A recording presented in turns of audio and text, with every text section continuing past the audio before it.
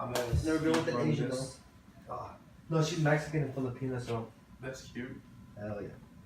Oh shit, you got that in the Am I good to go? Yes, you Alright. are good. Let's do it. The press is called the fourth estate. It is definitely a power, but to misuse that power is criminal. This quote by famous activist Mahatma Gandhi sums up an important truth about the media in a free society such as ours. It serves an important role as a watchdog against any nefarious government acts, a fourth branch, if you will. However, in recent years, it has allowed itself to become sensationalist in nature, losing sight of this goal, and the results, unfortunately, are not very hopeful. For example, Sravya Tadepalli, writing for Medium on February 9, 2017, writes that for the first time since 1992, Democrats and Republicans view the opposite party very unfavorably. In this speech, I hope to educate you on the dangers of this media sensationalism, the causes and factors behind it, and most importantly, what you can do to help yourselves, your communities, and ultimately your country in fighting it and coming together once again. To understand the problem, we must first know what it is as well as the scope of the problem. According to the writer known as Gui, writing for Hashtag Blog on December 11, 2017, the term sensationalism was first used to denounce journalism that aimed to provoke an overly emotional response in its audience. From the outset, it had a pejorative meaning to it. In recent years, sensationalism has manifested primarily in the form of taking tragic events and making them more prevalent and dangerous than they actually are. Now that we have established the definitions, it is time to go into the tangible negative aspects of how it is hurting us and our country. First and foremost, it has fueled the rise in echo chambers. According to a Quora article shared on Forbes on February 28, 2018, the writer describes some experiences with these echo chambers. The first one was a meme shared by a relative that attributed a false quote to Senator Elizabeth Warren, and how the writer initially was not inclined to question its validity. Second, they describe the author of Fire and Fury, Michael Wolff, as having said, "If it feels true, it's true," referring to President Trump's antics described in the book. If they sound like something Trump would do, then he did it, not promoting critical thinking amongst the readers of his book.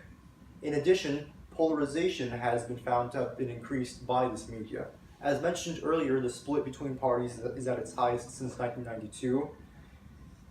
And the same article also found that partisan media has increased this partisanship and polarization, while unbiased media has helped to reduce it somewhat.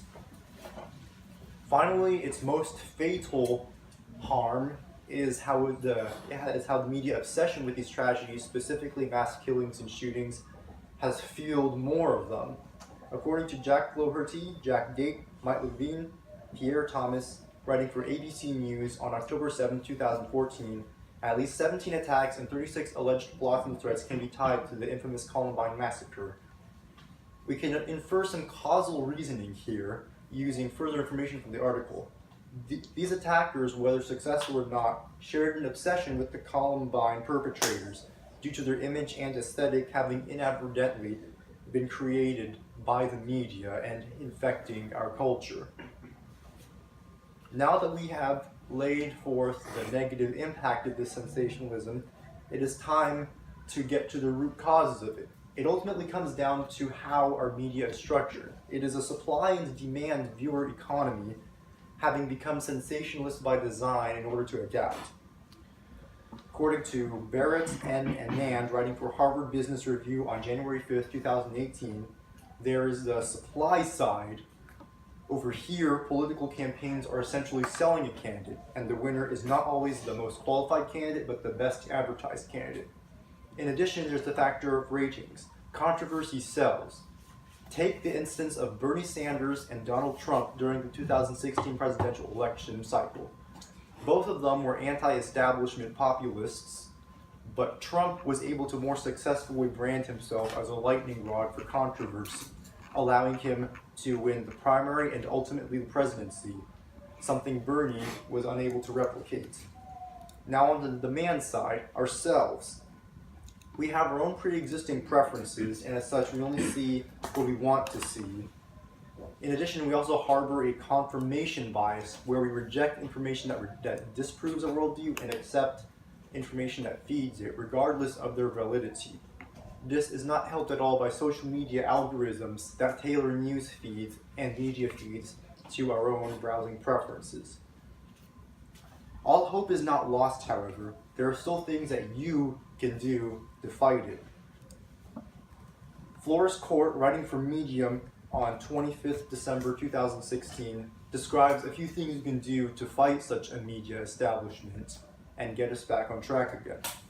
Most important thing to have is critical thinking.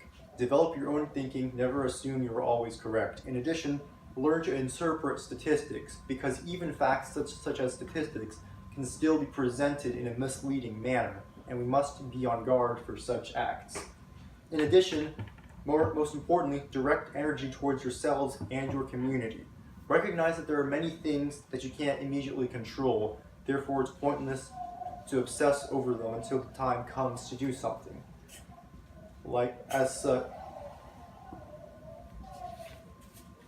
In conclusion, you now know the dangers of media sensationalism, the factors that fuel it, and what you can do to spread the word.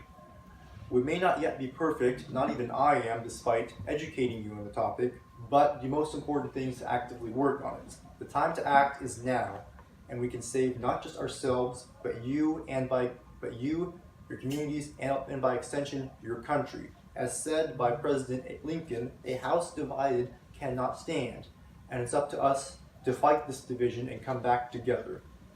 Thank you.